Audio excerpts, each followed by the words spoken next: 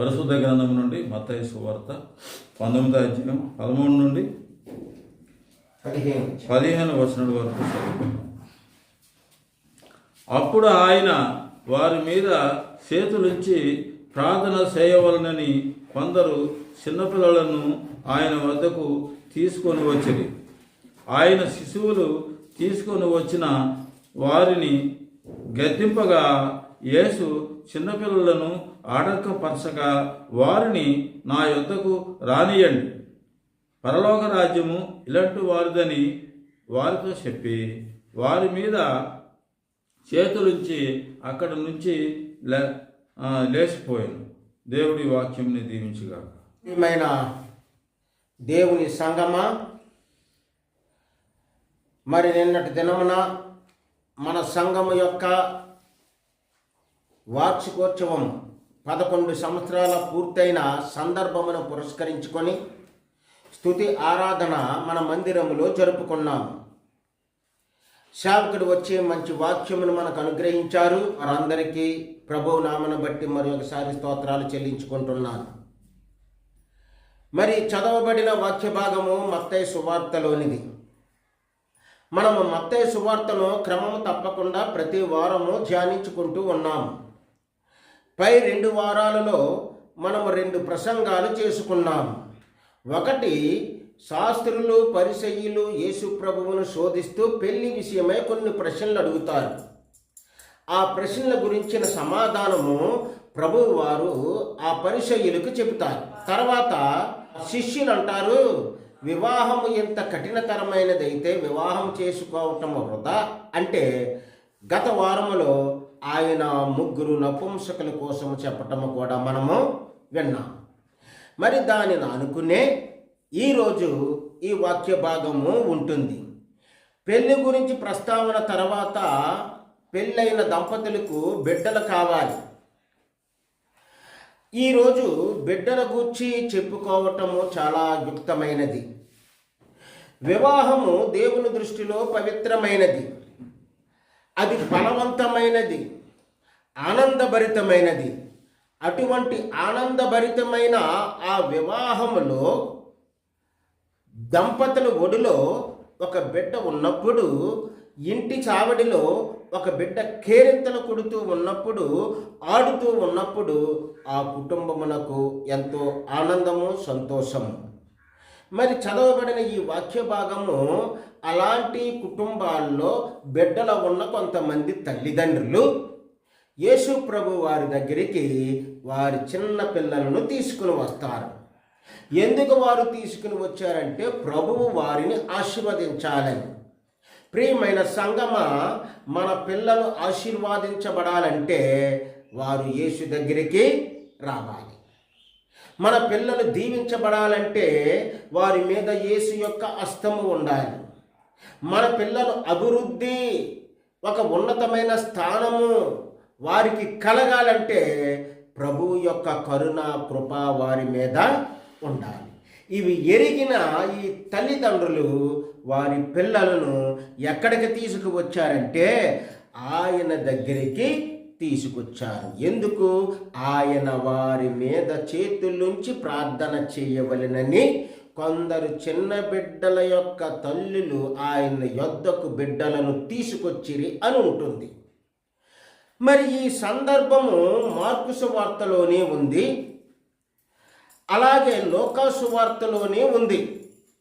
అంటే 3 సువార్తలలోనూ కూడా ఈ పిల్లలకు సంబంధించిన ఆశీర్వాదాలు, ఆ ఆశీర్వాదాలకు తల్లిలు వారి దగ్గరికి తీసుకురావటము ఉందంటే పిల్లల యొక్క భవిష్యత్తు ఎంత గొప్పగా ఉండాలని వారు కోరుకుంటున్నారో ఆ విషయాన్ని 3 సువార్తలలో రాయటాన్ని బట్టి మనకు అర్థమయ్యింది. మరి అర్థమైన దానిని బట్టి ఈ 3 సువార్తలలో ఉన్న బహుశా వారి తల్లులకి ఒక విషయం తెలిసింది. ఏమిటా విషయం అంటే యేసయ్య చేతుల్లో ఆశీర్వాదాలు ఉన్నాయి. కొంతమంది చేతులలో కత్తులు ఉంటాయి, కొంతమంది చేతులలో పిస్టళ్ళు ఉంటాయి, కొంతమంది చేతులలో మారణాయుధాలు ఉంటాయి. మరి మన యేసు చేతిలో ఏముందంటే ఆశీర్వాదము ఉంది. అది ఆ తల్లికి తెలుసు. యేసు చేతిలో ఆశీర్వాదాలను వారు చూశారు. ఆయన్ని వెంబడిస్తున్న వారే అనుకుంటాను వాళ్ళు. మత్తయి సువార్త 8వ అధ్యాయములో ఆయన చేతితో కుష్ఠరోగిని తాకాడంతే. కుష్ఠరోగిని టచ్ చేశాడు. ఆ కుష్ఠరోగి ఏమైపోయాడంటే స్వస్థపడ్డాడు, రోగం పోయింది. అదే మత్తయి సువార్త 8వ అధ్యాయం 15వ వచనములో ఆయన పేతురింటికి వస్తాడు. పేతురింటిలో పేతురు అత్త జ్వరముతో గజగజ వణికిపోతూ ఉంటుంది.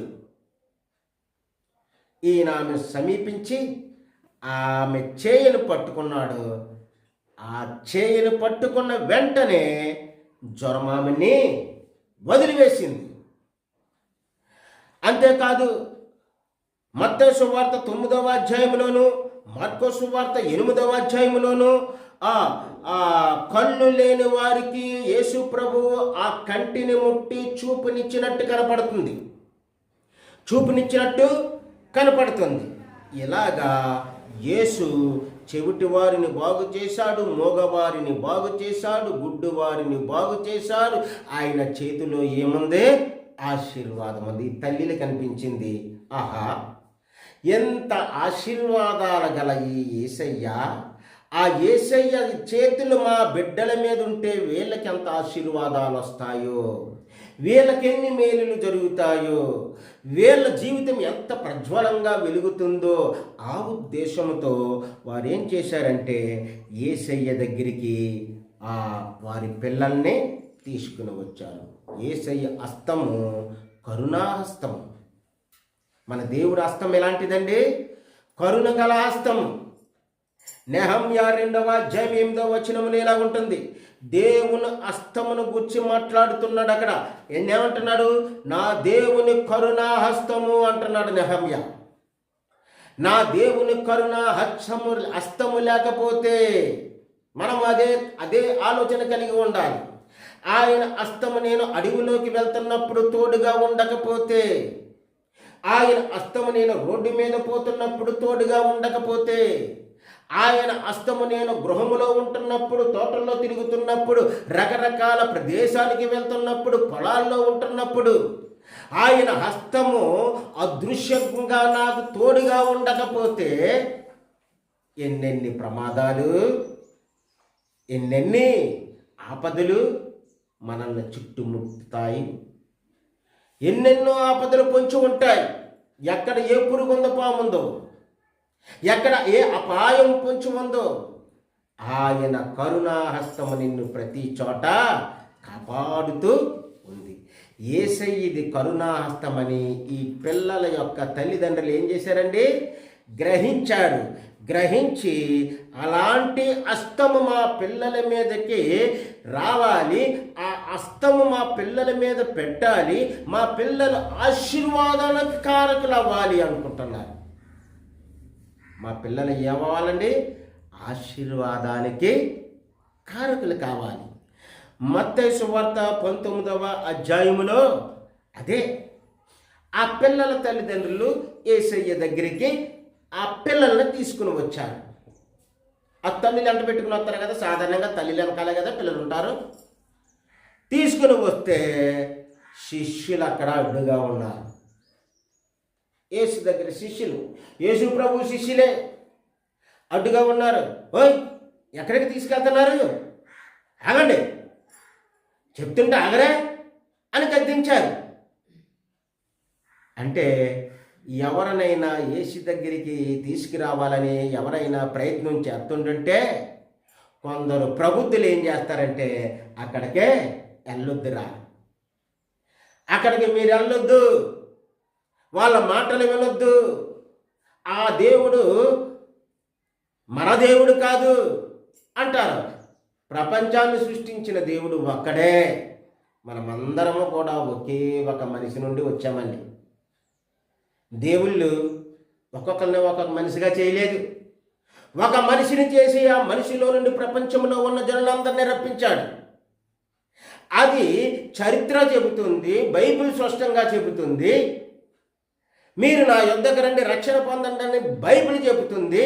రక్షణ పొందడానికి, ఆశీర్వదించబడడానికి, మనుషులు రావడానికి ఇష్టము చూపిస్తూ ఉంటుంటే కొందరు ఏం చేస్తున్నారంటే అటువంటి చోటికి వెళ్ళకండి. వెళితే మారిపోతారు.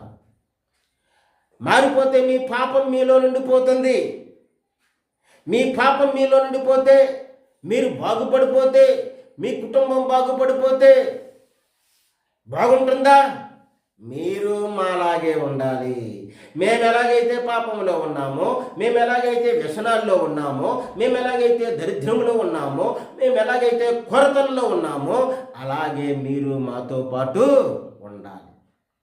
ఛత్తీస్గఢ్ అనే రాష్ట్రంలో గిరిజనులు చాలామంది ఉన్నారు.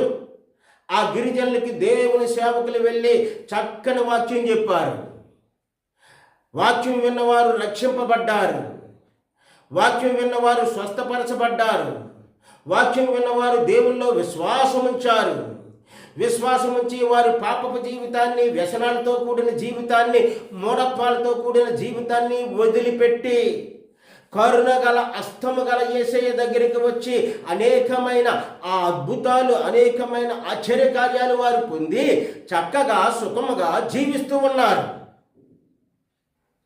జీవిస్తూ ఉంటే అక్కడ కొందరు దుండగులు వెళ్ళి బలహీన మనసు ఉన్న వారిని పక్కకు లాగి, ఒరే అక్కడికి వెళ్తే నువ్వేమనుభవిస్తున్నావు?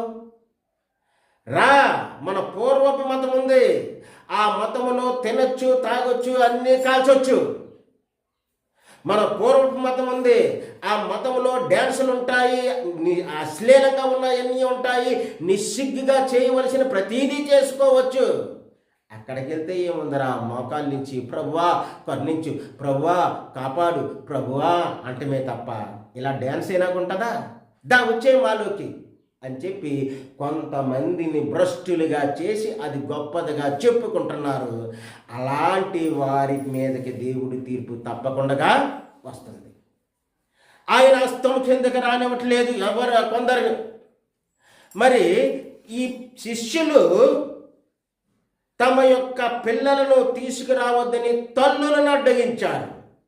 అడ్డగించడానికి 5 కారణాలు ఉన్నాయి. బైబిల్లో ఉన్నది ఏది కూడా వృధాది కాదు. ఆ వాక్యం ఎందుకు రాయబడ్డది? అడ్డగించారనే ఉంది. ఆ అడ్డగించారనే దానికి కొన్ని కారణాలు ఉన్నాయి. ఆ కారణాల్లో మొదటిది ఏంటంటే, ఆనాడు ఉన్న యూదుల సమాజము, ఆ సమాజములో పురుషులకే హక్కులు తప్ప స్త్రీలకు హక్కులు లేవు. పురుషులే గొప్పగా చూడబడతారు, మగవారే గొప్పగా చూడబడతారు. బోధకుల దగ్గరికి వెళ్ళాలన్నా, రబ్బీల దగ్గరికి వెళ్ళాలన్నా, దైవికమైన పనులు చేస్తున్న వారి దగ్గరికి వెళ్ళాలన్నా ఎవరికి పర్మిషన్ ఉందంటే పురుషులకే. అంటే పురుషాధిక్య సమాజం ఆనాడు ఉంది. రెండవది ఏమిటంటే, ఆనాడు సమాజంలో స్త్రీలు హక్కులు పరిమితము. సెకండరీ సిటిజన్స్ అంటారు వారిని ఎవరు పిలుస్తారు? సెకండరీ సిటిజన్స్, రెండవ రకపు పౌరులు. ఆ సమాజంలో స్త్రీలకు పరిమితమైన హక్కులు ఉన్నాయి. అంటే పురుషుడు స్వేచ్ఛగా ఉండొచ్చు, స్త్రీ మాత్రము గృహమునకే సంబంధించి గృహ పనులు చేసుకుంటూనే ఉండాలి. గృహముకు సంబంధించి గృహ పనులు చేసుకుంటూనే ఉండాలి. మరి ఆ మూడవ రకం ఎవరంటే పిల్లలు. ఈ పిల్లలు తల్లి చాటున కానీ తండ్రి చాటున కానీ అనుకువగా ఉండాలి, వినయముగా ఉండాలి. నాలుగవది దాసులు, సేవకులు. వాళ్ళ ఇళ్లలో పనిచేసే పనివారు ఉన్నారు, వారిని దాసులు అంటున్నారు.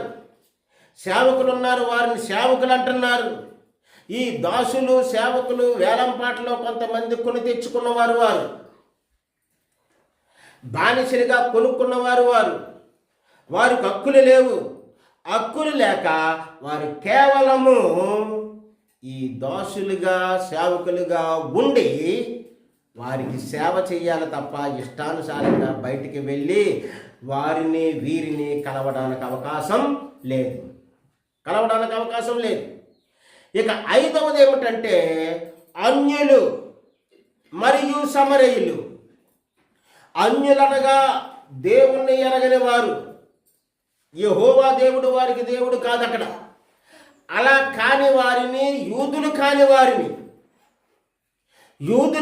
వారిని యెహోవా దేవుడు దేవుడుగా కాని వారిని వారు అన్యులు అన్నారు. ఆ అన్యులు వారితో పాటు సమరయులు. ఈ సమరయులు కూడా వారికి అసహ్యులు. అందుకని ఈ శిష్యులు ఆ తల్లులతో అంటున్నారు, ఆ పిల్లల్ని తీసుకుని ఎక్కడికి వెళ్తున్నారు మీరు? బోధకుడి దగ్గరికా? ఆగండి, అక్కడికి వెళ్ళకూడదు అని వారిని గద్దించాను. 14వ వచనంలో 19వ మత్తయి సువార్త 19:14 గద్దించాను అని ఉంటుంది. అందువల్ల శిష్యులు ఈ పై 5 కారణాల వల్ల యేసు ప్రభువుని వారి యొక్క రబ్బీ లేదా బోధకుడు అని భావించారు. మరి రబ్బీ దగ్గరికి కానీ బోధకుడు దగ్గరికి కానీ మరి ఆ పై 5 ఇష్టానుసారంగా రాకూడదు. యేసు రబ్బీ, ఆయన బోధకుడు. రబ్బీల దగ్గరికి ఎవరు వెళ్ళాలట? పెద్దలు. అదిగో అలాంటి పెద్దలు, మగాళ్ళలో పెద్దలు వెళ్ళాలి. ప్రముఖులు, ఉద్యోగస్తులు, మంచి మంచి పొజిషన్లో ఉన్నవారు వెళ్ళాలి. అయితే ఆ పిల్లలు ఆయన దగ్గరికి వస్తే ఆ పిల్లల వల్ల ఈ బోధకుడి యొక్క సమయం వేస్ట్ అయిపోద్ది, వృధా అయిపోద్ది అని చెప్పి వారు అడ్డుకున్నారు. దీని వలన అక్కడ అడ్డగింపు జరిగింది. మరొక కారణం ఏంటంటే, కన్నా నిద్రవుతున్నా, నేను చూస్తున్నాను. మరొక కారణం ఏంటంటే మత్తయి సువార్త 1వ అధ్యాయము 12వ వచనం వరకు అక్కడ పరిసయ్యులు ఈయనతో డిస్కషన్ చేస్తున్నారు. వారి చట్టాల గురించి, వారికి ఉన్న సూచనలు, వారికి ఉన్న ధర్మశాస్త్రము, వాటన్నిటిని డిస్కషన్ చేస్తున్నారు. మంచి సబ్జెక్ట్ జరుగుతుంది, అక్కడ సంభాషణ జరుగుతుంది. ఆ సంభాషణకు కూడా ఆటంకం కలుగుతుందని వారి పిల్లలను అక్కడికి తీసుకురావద్దని చెప్పి ఆటంకపరిచారు. అప్పుడు యేసు ప్రభు ఏమన్నారంటే, చిన్న పిల్లలను ఆటంకపరచక వారిని నా యొద్దకు తీసుకొని రండి. ఆ చిన్న పిల్లలను ఆటంకపరచకండి, వారిని నా యొద్దకు తీసుకొని రండి. పరలోక రాజ్యము ఎలాంటి వారిదే. పరలోక రాజ్యం ఎలాంటి వారిదట? ఎలాంటి వారిదే అని చెప్పి ఇప్పుడు యేసు ప్రభు ఆ చిన్న పిల్లలను ఆటంకపరచవద్దు అని అక్కడ శిష్యులకు బోధించాడు. ఇక్కడ యేసు చిన్నపిల్లలు అనే మాటను అక్కడ ప్రస్తావిస్తున్నాడు. చిన్నపిల్లలంటే అలాంటి పిల్లలా? ఆయన దృష్టిలో లోక సంబంధమైన భాష ఉంటుంది, మనందరికీ వర్తించే స్పిరిచువల్ లాంగ్వేజ్ కూడా ఉంటుంది. మనందరికీ ఉపయోగపడే స్పిరిచువల్ లాంగ్వేజ్, ఆత్మ సంబంధమైన భాష కూడా ఉంటుంది. ఇక్కడ యేసు ప్రభు ఏం చేశాడంటే సింబాలిక్గా చెప్పాడు. అంటే ఒక చుచాయగా, ఒక ఛాయగా, ఒక సాదృశ్యముగా అక్కడ చెప్పటము జరిగింది. అక్కడ మాట చూడండి, చిన్న పిల్లల వలే అనేది ఏంటంటే పోలిక. ఆ చిన్న పిల్లల వలే, చిన్నపిల్లలకి అభము శుభము తెలియదు. చిన్నపిల్లలు చెప్పిన మాట వింటారు. చిన్నపిల్లలు తొందరగా దారికొస్తారు. చిన్నపిల్లలు విధేయత చూపిస్తారు. చిన్నపిల్లలలో క్రమపరిచే కొలిది వారు క్రమపరచబడతారు. కాబట్టి ఈ చిన్నపిల్లలు వలే అంటున్నాడు. చిన్నపిల్లల వలే అంటే మనము అలా మారిపోవాలని. సంఘములోకి వస్తున్నవారు, సంఘములో ఉంటున్నవారు చిన్నపిల్లల వలె అయిపోవాలి. చిన్నపిల్లల్లో వినయం ఉంటుంది, విశ్వాసం ఉంటుంది, ఆధారపడటం ఉంటుంది, హృదయ శుద్ధి ఉంటుంది. ఇవన్నీ ఉన్నవారికే పరలోక రాజ్యము. పరలోక రాజ్యం అంటే నువ్వు ఆ పైనున్న పరలోకము అనుకున్నావు కనుక. పైనున్న పరలోకం కోసం ఇక్కడ చెప్పటం లేదు. ఇవి ఉన్న వాడికే పరలోక రాజ్యం. నేను చాలాసార్లు మీకు చెప్పాను, పరలోక రాజ్యము వేరు, పరలోకము వేరు. పరలోక రాజ్యం అంటే ఏమిటి? సంఘము. పరలోక రాజ్యం అంటే ఏంటి? సంఘము. పరలోకం అంటే ఏంటంటే దేవుడు మన కొరకు సృష్టించిన అద్భుతమైన నిత్య నివాసము. మన కొరకు ఆయన సృష్టించింది. ఇది మీరు మనసులో పెట్టేసుకోవాలి. పరలోకమనగా సంఘము, పరలోకమనగా మన కోసం సృష్టించిన ఒక గొప్ప అద్భుతమైన నిత్య రాజ్యము. ఇక్కడ పరలోక రాజ్యం అనగా సంఘం. మరి అలాంటి వారిదే పరలోక రాజ్యం. ఎవరు? ఈ గుణాలున్న వాళ్ళే పరలోక రాజ్యమునకు రావాలి, సంఘమునకు రావాలి. యేసు ఇక్కడ సంఘం గురించి మాట్లాడుతూ ఉన్నారు. శిష్యులు అది చక్కగా వింటున్నారు. కాబట్టి పరలోక రాజ్యములోనికి, సంఘములోనికి ఎవరైతే పెద్దవారైనంత మాత్రాన బోల్డ్ వయసు ఉండొచ్చు, బోల్డ్ హోదా ఉండొచ్చు, అవన్నీ ఉండి గొప్ప గొప్ప స్థానాల్లో మనం ఉండిపోవచ్చు, ఐఏఎస్ ఐపీఎస్లు అయిపోవచ్చు.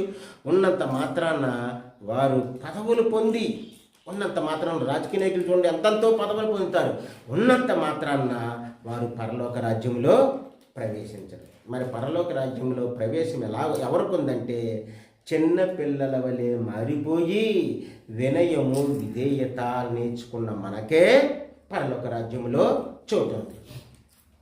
మరి అక్కడ చూస్తే మరి ఒక విధంగా ఇది సింబాలిక్ టీచింగ్, గుర్తులు పెట్టి ఒక టీచ్ చేస్తున్నాడు వారికి.